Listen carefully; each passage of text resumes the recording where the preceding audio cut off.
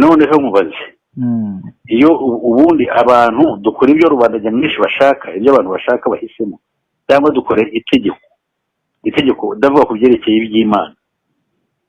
Ibyerekeye iby'Imana ntabwo bibamo ibyo ngibyo, dufata amabwiriza y'Imana yaduhaye, uwo twe twihitiyemo twakwihitiramo ibyacu.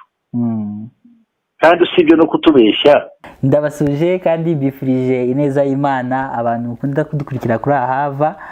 Numugisha kubagira umunsi ku munsi. Ndi Fabrice, turabana iyo nabonye umwanya tukaganira n'abakozi b'Imana batandukanye. Uyu munsi nabwo nabonye akanya, niruye mu rugo nitayeho, ndavuze ngo reka nze tuganire ku makuru agenda avugwa muri social media. Imana nidukundira turaza no guhamagara abantu tujye tubana mu ivugabutumwa nka Musisi, Pastor Musisi na John Ryange cyangwa n'abandi. Imana nimfasha bakaba bari ku murongo wa telefone. Nitwa Fabrice, turabana umunsi ku munsi. Ndabakunda abantu bakoze subscribe n'abatari bakora subscribe, mujye mukomeza kudukurikira. Dushaka yuko tuba benshi cyane, ndetse ariko intego yacu nivuga butumwa nicyo tugambiriye, abantu tukababurira, abantu tukabereka inzira bakwiye gucamo. Imana idufashije kandi nayo ibafashije banye nabo. Uyu munsi rero mbere ko ntangira ikiganiro nabanza ngasenga kugira ngo imaze kubana natwe. Mwami Yesu, turagushimye kuri Imana nziza, uri umwami w'amahoro. Tugiye kuganira na bene data badukurikira kuri Ahava, udushyigikire, ubane natwe kugira ngo iyi ngingo tujye kuganiraho ize gutanga umusaruro, kandi uko baza kubyumva bigire icyo bihindura muri bo. Byose mbize ku Yesu Kristo umwami wacu, amen. Nkuko nabwiye, uyu munsi ni ubwa mbere, sinzi niba ndaza kubishobora, ngiye gukora ikiganiro mbasomera inkuru nabonye iri gutrendingwa yasohoye ejo, ariko akaba ari ibiganiro tugiye kuzabategurira. Nifuza kuzahamagara Clarisse tujya tubana hano akatubwira icyo abyumva, icyo ino nkuru ayumvaho, nkavugisha abakozi b'Imana tubana hano. Ejo nibwo nari ndimo nsoma amakuru kuri website zitandukanye, cyane cyane za Gikristo.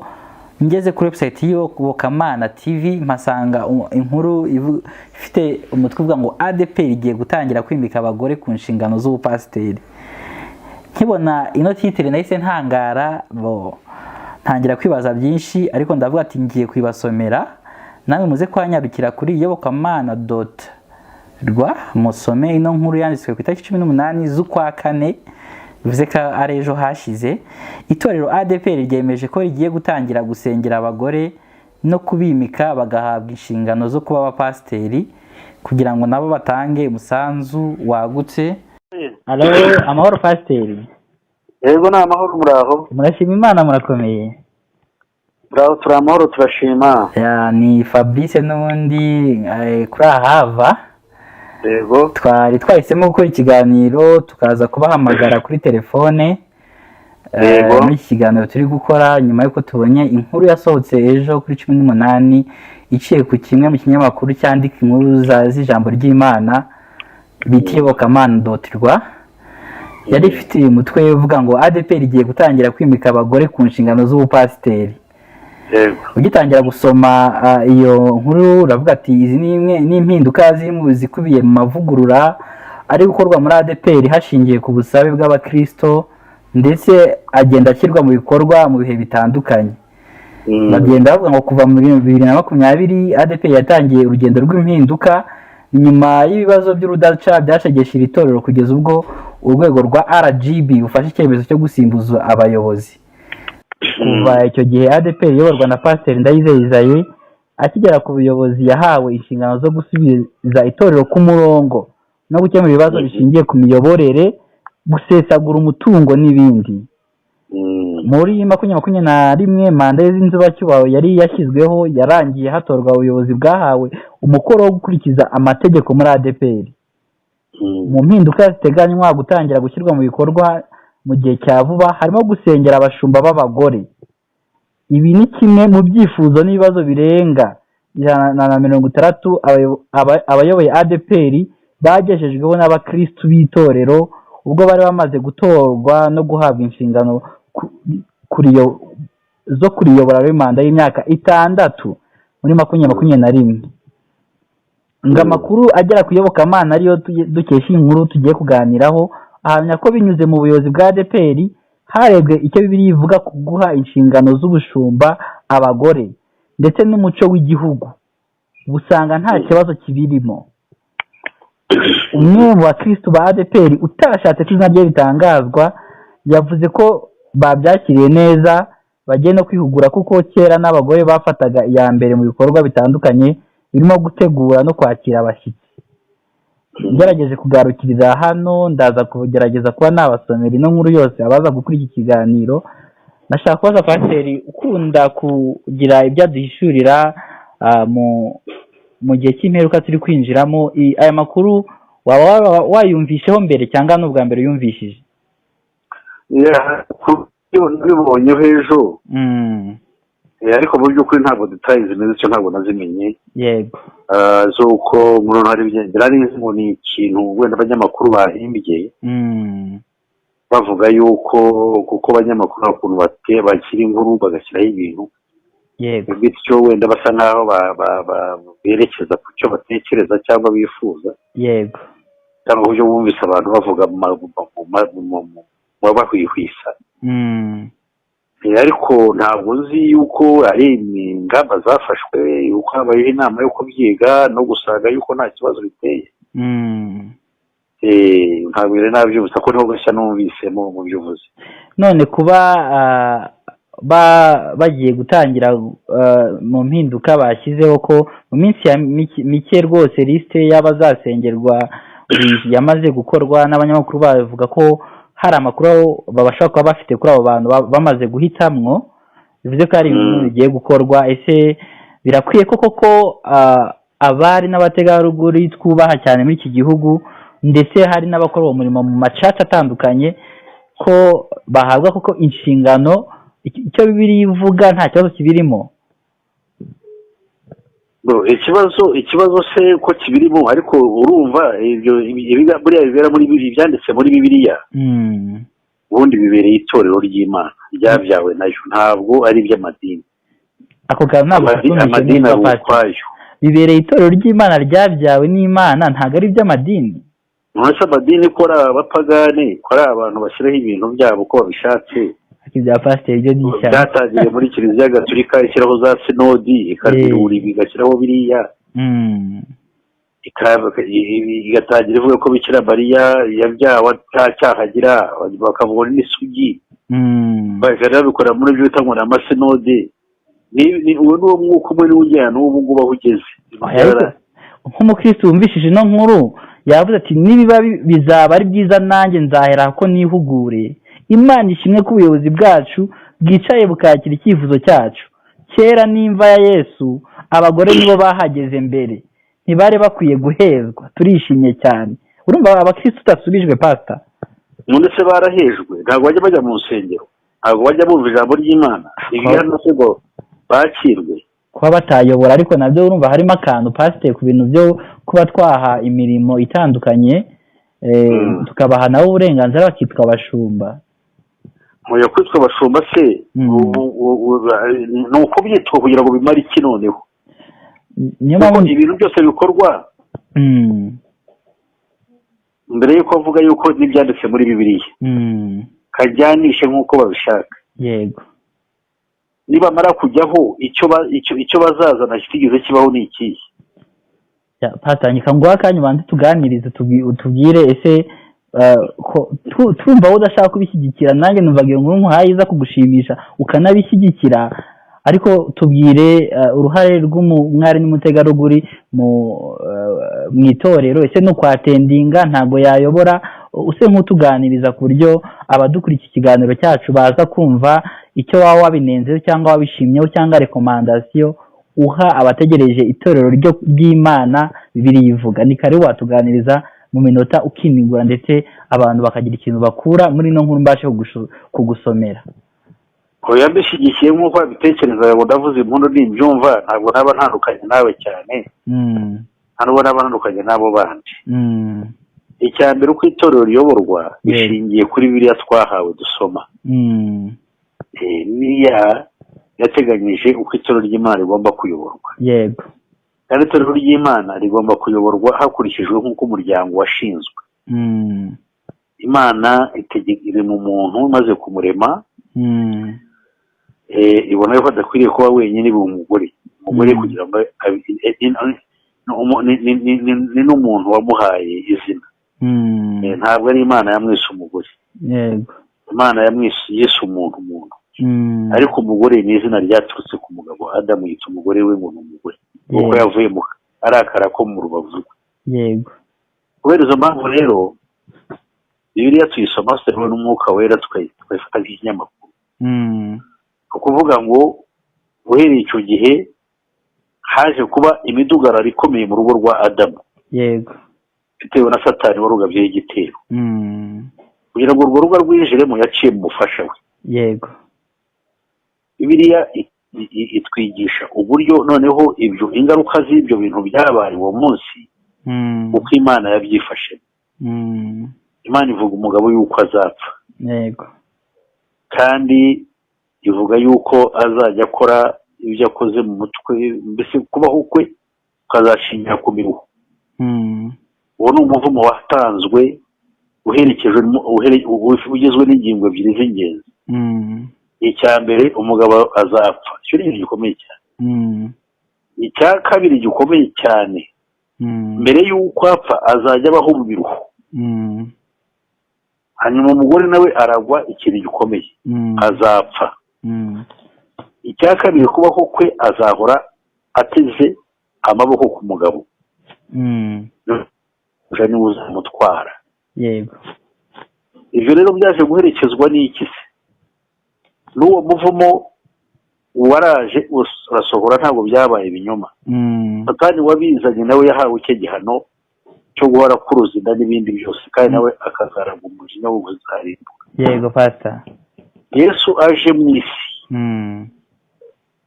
yasanze abayahudi bari barahawe amategeko na Mose kugira ngo bakore iby'Imana ishaka, cyangwa se bibigishe kumenya iby'Imana yanga n'ibyo ikunda. Ibyo sinabijyamo ni birebire, ariko noneho tugarutse ku byerekeye itorero ryaturutse muri Kristo, waje gushyira ibintu ku murongo kugeza igihe ibintu byose bizahindukira bishyashya, tugasubira mu ngo bya Edeni. Hello? Yes, Pastor, ndi kukumva. Yes, mu gihe turi mu rugendo rudusubiza muri ya ngo bya Edeni, kugira ngo dusubire muri mwa mwimerere w'ubumana, hari amabwiriza twahawe yo kubaho nk'itorero. Twahawe ibintu byinshi birimo ubuzima bushya, ubugingo bushya tugomba kugenderamo kugira ngo tunezeze Imana, tubifashijwemo n'umwuka wera wayo wagombaga gutura muri twe. Icyo ni icya mbere. Icya kabiri, habayeho iryo tsinda ry'abo bantu b'Imana babyawe nayo, uburyo bagomba kubaho, kuko organization yose igira uko ibaho, ikayoborwa, ikagira n'uko imera. Itorero ryahawe iki rero? Amabwiriza ryahawe uko rigomba kuyoborwa ryakurikije patani y'umuryango. Patani y'umuryango iteye ite? Pawulo aradusobanurira akava ku byerekeye umuryango, avuga yuko umugabo azatwara umugore, azaba nyir'urugo, akayobora abo mu rugo rwe. Ibyo ngibyo rero yamara kuyobora abo mu rugo rwe, n'abana be n'umugore we bakaba munsi y'ubutware bwe. Ibyo rero byakomeje, iyo mikorere imeze ityo yaje gukomereza no mu itorero. Itorero rigomba kuyoborwa rite? Riba rigizwe n'imiryango iyobowe n'abagabo. Abo bagabo bafite ingo zabo bayobora, kandi abo bagabo uko bayobora ingo zabo bishingiye ku byanditswe byera. Hanyuma rero sindi bijyemo umugore agomba kumva ko umucyo umugabo agomba gukora ku mugore cyangwa umugore agomba gutwara. Ibyo biri ukwabyo, kuko ntabwo ndimo mvuga ku byerekeye uko umuryango ukwiriye kuyoborwa, ndavuga uko itorero rikwiriye kuyoborwa. Itorero rigomba kuyoborwa hakurikije ya miryango mu gihe ihuye, iyoborwa n'abagabo. Hagomba kuba n'uyobora iyo miryango yishyize hamwe ikaba umuryango w'Imana. Hagomba kuba hayoborwa, ugomba kuyoborwa nabwo ishimwe. Imana ntabwo ikora amakosa. umugabo agomba kuba ari we uyobora itorero ry'Imana, yego, akariyobora akurikije iyo fatanye. Gusa nawe akaba afite ibyangombwa bigusabwa, ntabwo ari umugabo wese gusa kubera igitsina gabo, agomba kuba ari umuntu wabyawe n'Imana kandi yaratoranye kugira ngo ahabwe iyo mpano yo. Ariko icyitonderwa, Bibiliya itangira ivuga ngo agomba kuba ari umugabo, umugabo ufite umugore umwe, ntabwo ari Hagi cyangwa Shehe, ni umugabo umukristo wabyawe n'Imana ufite umugore umwe, yego, kandi ufite abana bumvira Imana kuko yabatuje ibyiza, yego, kandi Bibiliya ikavuga ngo uyobora abantu bo mu rugo rwe, uyobora abo mu rugo rwe neza. Urumva none se urugo usibye ibi bigenda biza kuko byose bigendera hamwe kugira ngo bisenye uko muntu, ubundi urugo ruyoborwa nandi? Urugo rugizwe n'umugore n'umugabo ruyoborwa nandi? Umuco wacu wa kamere twasanze nabwo ubu ukiriho, kuko n'abawusenye ntibazashobora kubigeraho. yego, Niba bisenya of course bazasenya umuryango, habeho ibyo bashaka biri disorder cyangwa disorder social, ariko ntabwo bazakuraho umwimerere w'Imana yavuze. So rero kubera ko ejo hari umwana afite umukobwa wagiye bambwiraga gahunda iriho yuko kuva muri 2012 hatangiye abana bavutse hanyuma ngo babita ngo ni alpha. Alpha ni ukuvuga ni gahunda ni itangira ry'ubundi ry'indi sosiyete cyangwa ry'indi nyoko muntu itazayigira amabwiriza ya kimuntu. Abo ngabo baziye kuba inyamaswa. Aba rero babikora babishyira mu bikorwa nabo bakora ibyo. Ariko nsimbutse subiye hahandi, icyo nashaka kubwira ni uko kimeze. Umugabo ni ugomba kuyobora itorero, ibyo ni ibintu twasanze. N'abangaba ba ADEPR bakubwira bagitangira uwo murimo kuki babikoze kuriya, nuko barakurikije ibyanditswe. Abangaba bisabona abuzukuru babo mu by'umyizerere bo barabisuzumye basanga ababanje baribeshye bagiye gushyiraho ibyabo. Ibyo rero bashyiraho si bo ba mbere, isi iragenda yangirika, kandi Bibiliya irabisobanura mu buhanuzi. Iyo nyamaswa cyangwa ubutware bwa kane buvugwa muri Daniyeli igice cya 8:12, umuhanuzi asobanura cyangwa se marayika wasobanura ubu bwami bw'iki gihe. Iyo tugeze ku 12 haravuga ngo kandi by'ukuri ngo izabikubita hasi, noneho ngo ijye ikora ibyo yishakiye. Iby'ukuri byakubiswe hasi, ngo ni hehe pasi aho hantu kugira ngo twarebe neza aho iby'ukuri izabikubita hasi ikagikora ibyo yishakiye iyo nyamaswa? 8:12 ibyahishe 8:12. hari Bibiliya ufite aho ngaho se? Bibiliya ntayo mfite telefone, ariko nagira ngo n'abantu baze kubireba ko iyo nyamaswa isi yihuza n'ibiri kwaduka buno. Iyo nyamaswa ko iby'ukuri izajya bikubita hasi igashyira ariko yishakiye, byaba bigura n'ubuhanuzi buri kubaho, cyangwa yaba ari ubuhanuzi bwasobanuriza ibi biri kubaho? Ubuhanuzi busohora nibyo biriho ubu ngubu. Yego, kandi iyo nyamaswa ikora ibyo ni ubutware bushingiye kuri politike, bushingiye ku ekonome, ku mibereho y'abantu no kuyoboka Imana. Iyo rero niyo bitegeka isi. Birakora ibintu, kandi birakorera ibintu abantu bamaze, kuko kuki bitakozwe kuva mbere hose abantu bari bakiri maso. None abantu b'ubu ngubu baragenda icyo bita mu Cyongereza walking zombies, ibihungitwe bigenda. Bata ntago wakabye cyane. Oya, ukuvuga ngo abantu baragenda bahinduka ibintu biri aho by'ibihungitwe. Nta kintu cyiza ngo avuge ati kinishyano, ngo arebe ati iki ntigikwiriye, arahutagura ibyo bamuhaye kuko nta bwenge, ntabwo gifite umurongo. Icyo rero bategereje kandi bamaze kubitugezaho. Ese ko barimo baratugaburira indwara, bageze naho batugaburira inyama z'abantu bagenzi bacu, bazisekura bakazishyira mu biti, bakazishyira no mu biribwa tukarya, nta kintu batazageraho. Ariko ufite Kristo wenyine uzarokoka. Kimwe mu kintu nashaka kubaza, abakristu baricaye batanga ibyifuzo byabo, ndetse abayobozi barabisuzuma, icyo nashaka kubaza, ese kuba abakristo bakicara bagatanga ibyifuzo abayobozi bakabisuzuma bakabona koko nta kibazo biteye bihuje na Bibiliya, itorero cyangwa se kabyita idini iyo rijya gushyirwaho rikagira disipurine n'ibindi rigenderaho nyuma bikaza guhindurwa bitewe n'ibyo abakristo bifuza, ese bwo iyo atari abakristo bose umwe yahabwa agaciro cyangwa la majorite nikonta cyangwa iriya mvuga bari ya politiki yo kugira ngo abantu bumve ko byaganiweho kandi bakaba ari ibyifuzo byabo? noneho mubaze, iyo ubundi abantu dukora ibyo rubanda nyamwinshi bashaka, ibyo abantu bashaka bahisemo, cyangwa dukora itegeko ndavuga ku byerekeye iby'Imana. Ibyerekeye iby'Imana ntabwo bibamo ibyo ngibyo, dufata amabwiriza y'Imana yaduhaye, uwo twe twihitiyemo twakwihitiramo ibyacu, kandi usibye no kutubeshya n'ibi ngibyo bita demokarasi n'urugero by'abantu ntabwo bibaho, babikoresha kutubeshya gusa. Ntabwo uvuze ko bitabaho ubwo waba ushaka ko tubeshya? nagusobanurira yego, kandi kurebera mu buryo muri lokali bw'ebiri ku rwego mpuzamahanga global turebe global concerns, kuko ni ibintu bituruka. yego, ntabwo wumvise amakuru y'uko Amerika yavuze ngo no, ntabwo Palestine igomba kuba igihugu cyemewe mu muryango w'abibumbye. wambwira ute ngo ni demokarasi?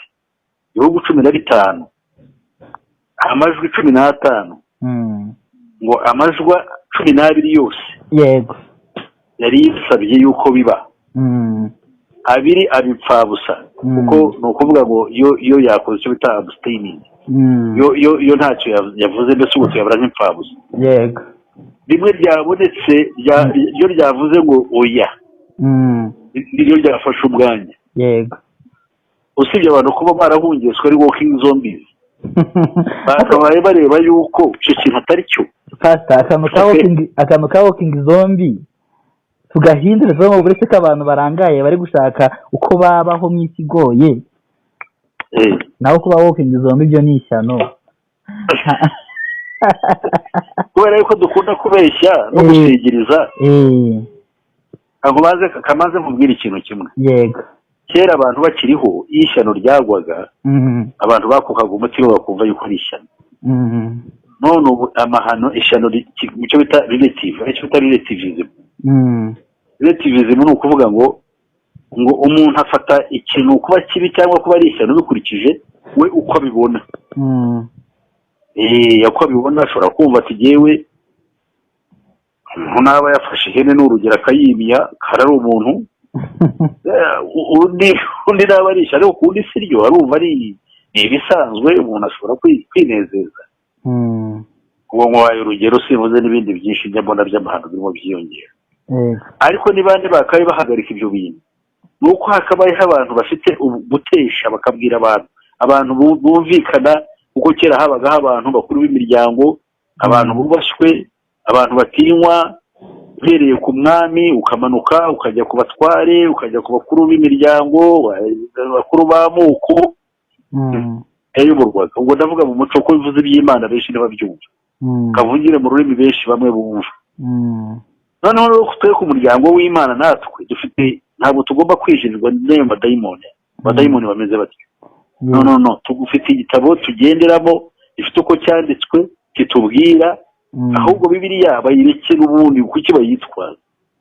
sibye ko kwitwaza ni uburyo bazacirwaho iteka nayo. iriya Bibiliya ibikubiye mu buryo bizabaciraho iteka. yego, reka bayitwaze cyane, banayitwara uko bashaka, bayivugire ibyo bashaka, ariko gucirwaho iteka kurabegereye. yego, nta kintu bagishya bagiye kuzana.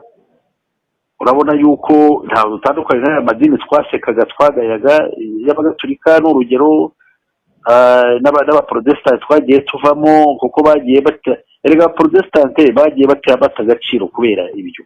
bahagurutse bavuga iby'Imana, bahagurutse bitandukanya n'ikizira, bahagurutse banga kuramya ibishushanyo no kugira, none barangije basubiyeyo.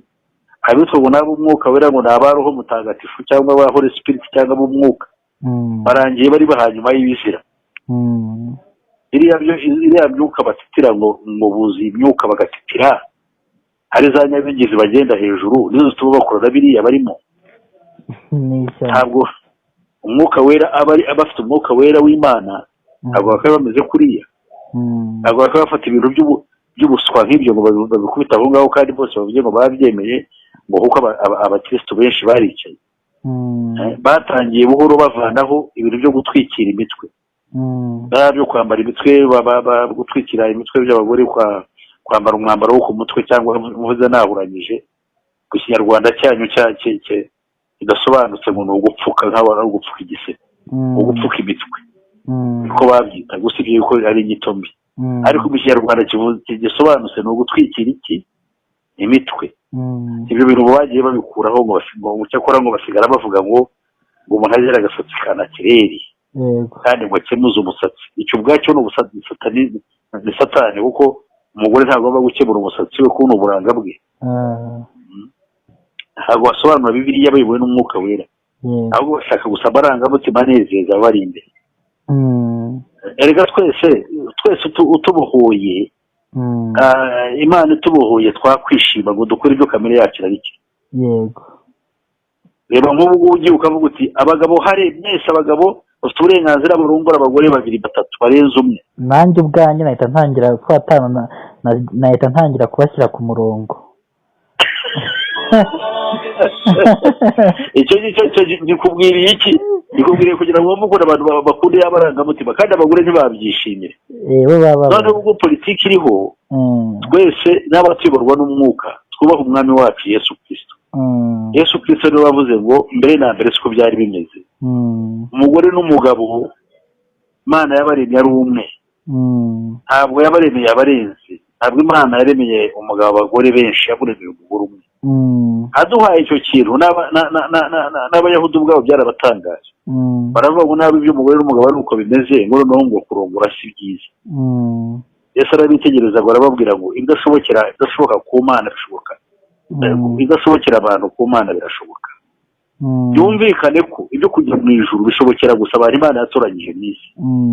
Niyo bashobora kwihangana bagakorera umusaraba bakaniyanga, nicyo birivuye.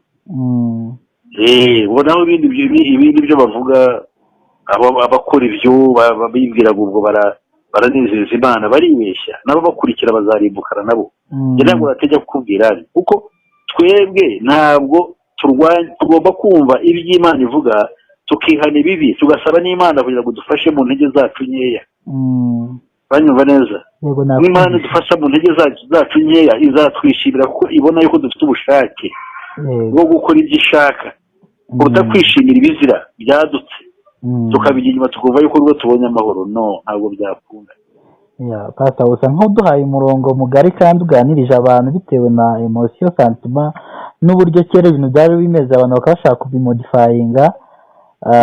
Turagushimiye ku kiganiro duhaye, ndetse turaza kugitambutsa kuri ahava mu kanya gatoya kugira ngo n'abakunzi bacu babe updated bumve uko byumvaho, ndetse n'itubo duhura mu minsi iri imbere tuzagerageza kuba twabiganiraho. Twagushimira kandi tugusaba kugira ngo mukomeze nk'abashumba mu gihe ufite ukuri, mukomeze musobanurira abantu kandi ibyo twe turabibona tukabyishimira tukabyina ngo kabaye. Imana iratwibutsa ibitekerezo byacu turi kubyubahiriza kandi ugasanga wenda ntabwo bihuye n'ukuri. Imana ikomeze ibafashe, nubwo tutatangiye dusenga ariko mwadusengera gato tugahita dusoza ikiganiro cy'abadukurikiye kugira ngo ibyo tuvuze abantu bazabizirikane kandi nabo bakomeze kubisengera, bizagire icyo bibigisha mu buryo bw'umwuka no gutekereza byimbitse ku cy'Imana ibashakaho cyane cyane.